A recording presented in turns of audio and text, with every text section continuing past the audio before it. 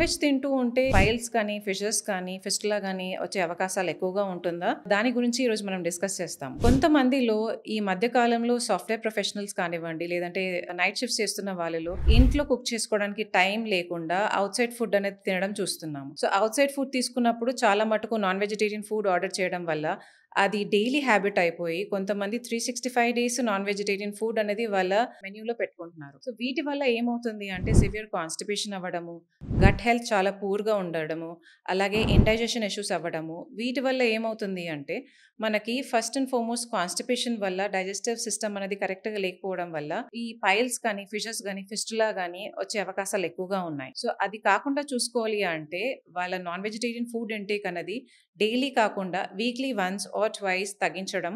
అలాగే ఈ digestive issues ఎవరైతే సఫర్ అవుతున్నారో వాటిలో ఆయుర్వేదిక్ ట్రీట్మెంట్ తీసుకుంటే మనకి సైడ్ ఎఫెక్ట్స్ లేకుండా రిజల్ట్స్ అనేదిగా పొందవచ్చు. Thank you.